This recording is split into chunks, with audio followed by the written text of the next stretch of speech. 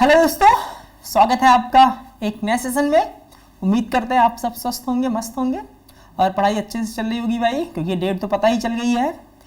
तो आज हमको पढ़ना है त्रिभुज, ट्रायंगल।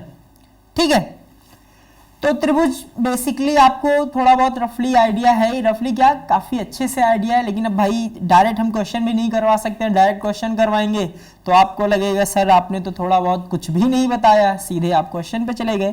तो एक्सरसाइज शुरू करने से पहले हम थोड़ा बहुत बेसिक आइडिया रख लेते हैं क्वेश्चंस का, क्या है, कैसे त्रिभुज में हमें क्या क्या पढ़नी है। ठीक है, तो त्रिभुज तो सिंपल सा, जिन दो त्रिभुजों के आकार और माप समान होते हैं सर्वांग सम त्रिभुज होते हैं। ठीक है, देख ही पा रहे होंगे। त्रिभुज क्या होता है, तीन भुजाओं से घिरी हुई बंद आकृति। सिंपल सी ये चीज होना चाहिए, तीन भुजाओं से घिरी हुई बंद आकृति। बहुत लोग कहते हैं तीन भुजाओं से बनी आकृति। ठीक है, तीन भुजाओं से बनी आकृति त्रिभुज, नहीं तो वो गलत हो जाएगा भाई। तीन भुजाओं से तो कुछ भी बना सकता है इंसान। ठीक है, जैसे तीन भुजाओं से जब बात कर रहे हो तो आप यहां पर तो कुछ भी बना सकते हैं। ठीक, तो यहां पे क्या होना चाहिए, तीन भुजाओं से घिरी बंद आकृति। ठीक है, जैसे मान लो अब यही पे बात है, तो मान लो ये कह रहा है तो तीन भुजाओं से, तो तीन भुजा तो ये भी हो गई। लो भाई, एक दो तीन, तीन भुजा। ठीक है, तो इसका ये मतलब नहीं होता है कि तीन भुजा का, लेकिन तीन भुजाओं से घिरी आकृति। अब तीन भुजाओं से घिरी बंद आकृति, ये हो गया। ठीक है, ये हो गया तीन भुजा। ठीक है, ये हो गया। तो ये सब क्या हो जाएंगे, ये सब हमारे क्या हो जाएंगे भैया, त्रिभुज में हो जाएंगे ये सारी। ठीक है, फिर अगला पहला पॉइंट क्या है, जिन दो त्रिभुजों के आकार और माप समान होते हैं उन्हें सर्वांग सम त्रिभुज कहते हैं। सर्वांग सम, सभी अंग समान, यानी कि सभी भुजाएं क्या हो, समान हो, वो क्या हो जाएंगे, सर्वांग सम त्रिभुज। फिर समरूप आकृति, जिन दो आकृतियों के आकार बिल्कुल समान हो परंतु आमाप समान हो या ना हो, समरूप आकृति कहलाते हैं। देखो, सर्वांग सम और समरूप दोनों में अंतर है। समरूप मतलब कि एक जैसे दिखे। ठीक है, समरूप मतलब एक जैसे दिखे। अब उनके जो हाइट है, ठीक है, उनका जो मेजरमेंट है वो कम ज्यादा हो सकता है। ठीक है, उनका जो मेजरमेंट है वो कम ज्यादा हो सकता है, लेकिन सर्वांग सम में क्या होता है, बराबर होना चाहिए। अगर ये मान लो ऐसा है, ठीक है, और एक ये ऐसा है, तो ये दोनों आएंगे समरूप में हो जाएंगे। ठीक है, ये दोनों समरूप त्रिभुज में हो जाएंगे। लेकिन अगर कहा जाए क्या ये दोनों सर्वांग सम है, तो जी नहीं, ये दोनों सर्वांग सम नहीं है। ठीक है, सभी सर्वांग सम आकृतियों के युग्म समरूप होते हैं, परंतु सभी समरूप आकृतियां सर्वांग सम होना आवश्यक नहीं है। देखो, वही चीज बताया कि सभी सर्वांग सम आकृतियों के युग्म समरूप होंगे। अगर भैया सर्वांग सम है तो जाहिर सी बात है एक जैसे दिखेंगे भी, लेकिन सभी समरूप आकृतियां सर्वांग सम होना आवश्यक नहीं है। जो समरूप है वो सर्वांग सम हो ये जरूरी नहीं है। ठीक है, समान भुजाओं वाले बहुभुज समरूप होते हैं यदि उनके संगत कोण बराबर हो तथा संगत भुजाएं समानुपाती हो। ठीक, यदि कोई बहुभुज किसी दूसरे बहुभुज के समरूप हो और दूसरा बहुभुज अन्य तीसरे बहुभुज के समरूप हो तो तीनों बहुभुज समरूप होते हैं। ठीक, कहने का मतलब बहुभुज यानी कि बहुत सारी भुजाएं। तो पता चला एक ये है, ठीक है, दूसरा ये है और तीसरा ये है। ठीक है, तो ये तीनों एक दूसरे से क्या हो जाएंगे, समरूप। ये समरूप है इसके और ये समरूप है इसके, तो जाहिर सी बात है ये तीनों एक दूसरे के समरूप होंगी, या फिर ये दोनों एक दूसरे से क्या होंगे, समरूप होंगे भाई। ठीक है, चलो, समकोणिक त्रिभुज। ठीक है, अब ये क्या है देख लेते हैं। समकोणिक त्रिभुज, जिस त्रिभुज के संगत कोण बराबर हो, दो समकोणिक त्रिभुजों की संगत भुजाएं हमेशा समानुपाती होती हैं। ठीक है, यदि त्रिभुज किसी एक भुजा के समानांतर कोई अन्य भुजा खींची जाए तो अन्य दो भुजाएं समान अनुपात में विभाजित हो जाती है। यदि त्रिभुज की किसी एक भुजा के समानांतर, यानी कि कहने का मतलब यह है कि मान लो ये एक त्रिभुज है भैया। ठीक है, क्या कह रहा है, ध्यान से, यदि त्रिभुज की किसी एक भुजा के समानांतर कोई अन्य भुजा खींची जाए तो ये एक भुजा है, इसके समानांतर एक भुजा हमने ये खींची।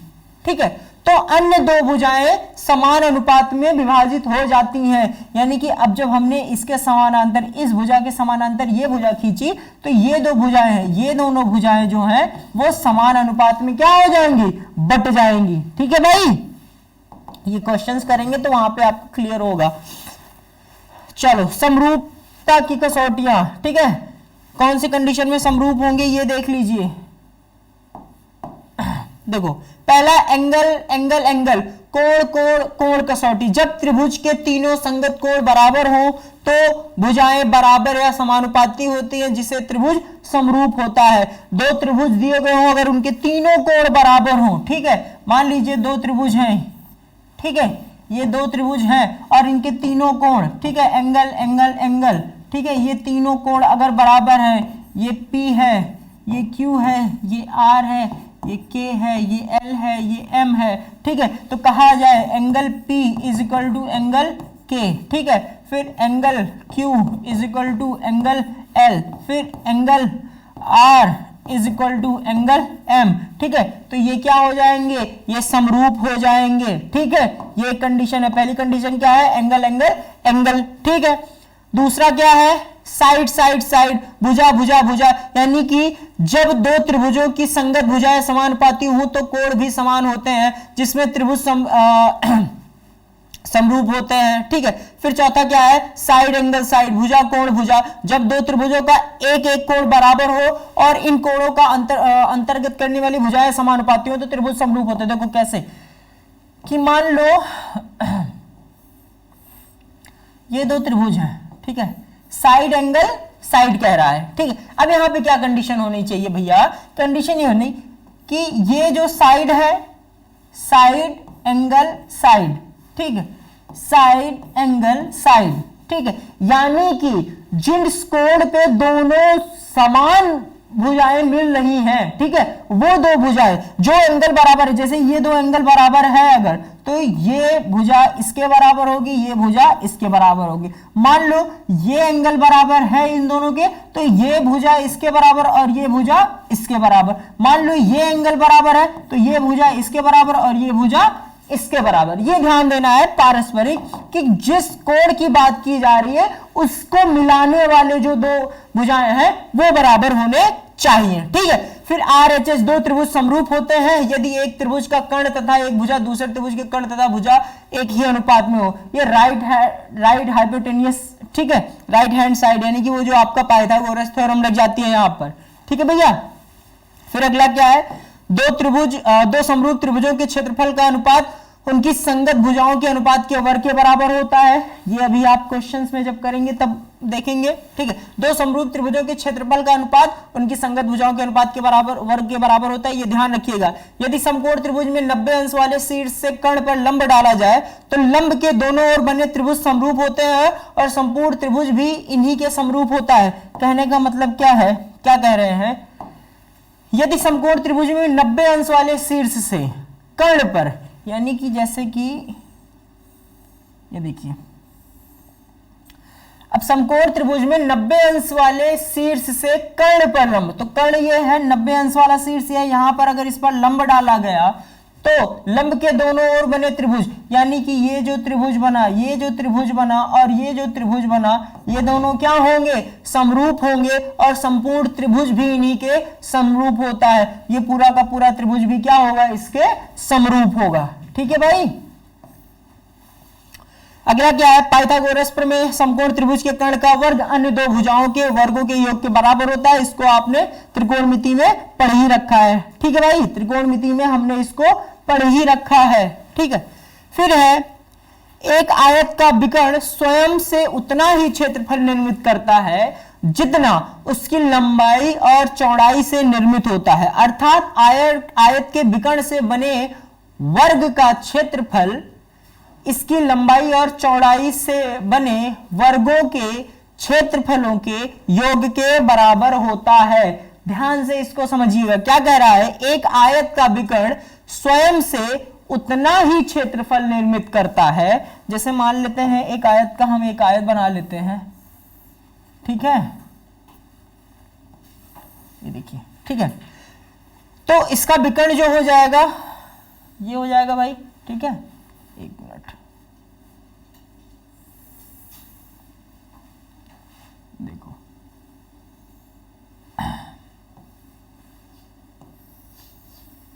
ठीक, जितना उसकी लंबाई और चौड़ाई से निर्मित होता है। आयत के विकर्ण से बने वर्ग का क्षेत्रफल इसकी लंबाई और चौड़ाई से बने वर्गों के क्षेत्रफल के योग के बराबर होता है। अब आयत के विकर्ण से बने वर्ग का क्षेत्रफल, ठीक है। तो अब ध्यान से देखिए, यहां पे वर्ग नहीं होना चाहिए भैया, यहां पे होना चाहिए, सॉरी, ये आपका वर्ग नहीं होना चाहिए, त्रिभुज होना चाहिए, ठीक है। क्योंकि विकर्ण जब बनाओगे तो दो त्रिभुज बनेगा ना भाई, ठीक है। क्षेत्रफल इसकी लंबाई और चौड़ाई से बने त्रिभुजों के क्षेत्रफल के योग के बराबर होता है, ठीक है। एक ये याद रखिएगा। चलो, और यदि त्रिभुज की एक भुजा का वर्ग अन्य दो भुजाओं के वर्गों के जोड़ के बराबर होता है तो बड़ी भुजा के सम्मुख समकोण होता है, ठीक। और त्रिभुज की एक प्रॉपर्टी क्या है कि आपने पाइथागोरस वाले में ही पढ़ा था, हमेशा दो भुजाओं का योग जो होगा वो तीसरी भुजा से क्या होगा, बड़ा होगा। अगर दो भुजाओं का योग तीसरी भुजा से बड़ा नहीं हो रहा है तो त्रिभुज पॉसिबल ही नहीं होगा आपका, ठीक है भाई। तो इसमें ये इतना बेसिकली इंपॉर्टेंट टर्म था जो आपको जानना जरूरी था, ठीक है। देख लेते हैं एक बार फिर से, क्योंकि अच्छा प्रमेय जो है वो सब आपके बुक में दे रखा है, तो प्रमेय को एक बार ध्यान से, क्योंकि कभी कभी अभी आप क्वेश्चन करोगे ना सीधे सीधे प्रमेय से ही क्वेश्चन पूछ लेगा, या प्रमेय का ही यूज बोल देगा कि इस प्रमेय का कैसे यूज करना है, इस प्रमेय को कैसे प्रयोग करना है, ठीक है। तो वो सब आप डायरेक्ट थोड़ा सा दिमाग में रखिएगा।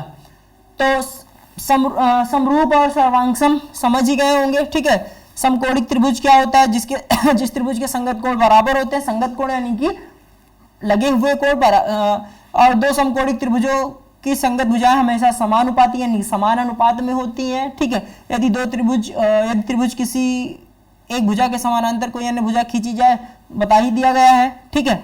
यदि कोई रेखा त्रिभुज की दो भुजाओं को समान अनुपात में विभाजित करती है तो वह रेखा तीसरी भुजा के समानांतर होती है। ये दोनों एक जैसे ही हैं, ठीक है। समरूपता की कसौटियां क्या है, एंगल एंगल एंगल, ठीक है। फिर अगला क्या है, side side side, side angle side और आरएचएस, ठीक है। और दो समरूप त्रिभुजों के क्षेत्रफलों का अनुपात उनकी संगत भुजाओं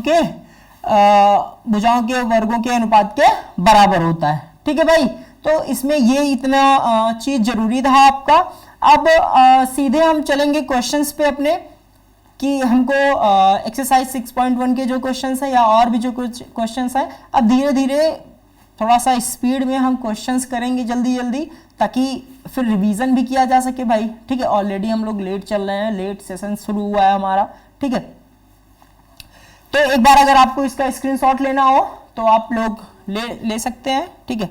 जस्ट मैं शुरू से स्लाइड लगा देता हूं भाई, एक मिनट, हाँ जी।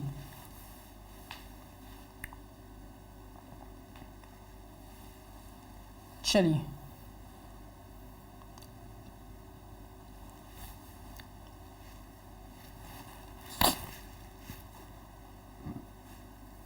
चलो भाई,